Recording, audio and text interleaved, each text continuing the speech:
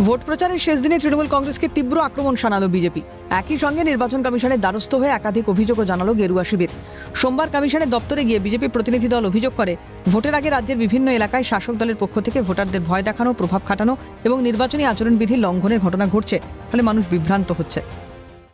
MCC চলাকালীন ভোটের কিছুদিন আগে আপনার 2024-এর বিজ্ঞাপন আজকে মনে পড়লো, আজকে চাকরি দেবেন? মানে কিভাবে মানুষকে বিভ্রান্ত করছে, মানুষের সামনে ললিপপ।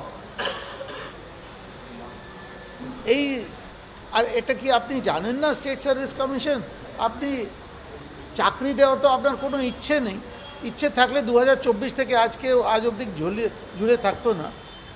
আর এমসিসি চলাকালীন এটা করেছেন, এটা করতে পারেন না। আমরা এটা নিয়ে ইলেকশন কমিশনকে খুব স্ট্রংলি বলেছি। ভবানীপুর সহ কলকাতার একাধিক বহুতল আবাসনে ভোটারদের ভয় দেখানোর অভিযোগও জানানো হয়েছে কমিশনের কাছে। বিজেপির দাবি, আবাসনের প্রবেশপথে কেন্দ্রীয় বাহিনী মোতায়েন করে ভোটারদের নিরাপত্তা নিশ্চিত করতে হবে। বহুতল আবাসনে যেটা আমরা খবর পাচ্ছি, তৃণমূলের দুষ্কৃতীরা হুমকি আরম্ভ করে দিয়েছে, ধমকানো চমকানো আরম্ভ করে দিয়েছে। আমরা কমিশনকে রিকোয়েস্ট করেছি, বহুতলের বাসিন্দাও তো আমাদের রাজ্যেরই বাসিন্দা, ওরাও তো ভোটার, ওরা কেন নিরাপদ হয়ে ভোট দিতে যেতে পারবে না? অনেক জায়গায় এরা ভোট ভিতরে বুথ করেছে, কিন্তু বেশিরভাগে তো বুথ নেই।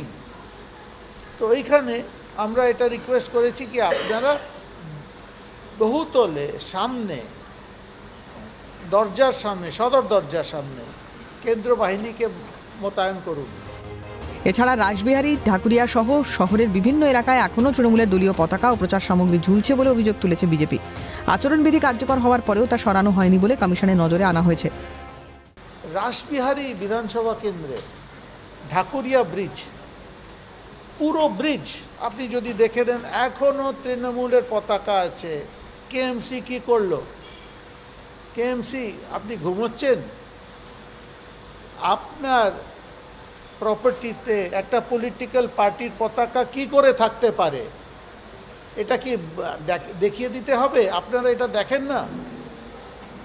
আজকে আমরা ভিডিও দিয়েছি, পরিষ্কার পুরো ব্রিজে পতাকা।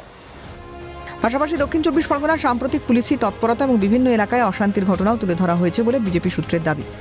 কমিশনে বিজেপির এই একগুচ্ছ অভিযোগকে ঘিরে রাজনৈতিক চাপানোতর আরও তীব্র হলো, যদিও তৃণমূলের তরফে এ বিষয়ে আনুষ্ঠানিক প্রতিক্রিয়া মেলেনি। ক্যামেরায় নিখিল দাসের সঙ্গে অভিরূপা হাজরা রিপোর্ট, ক্যালকাটা নিউজ।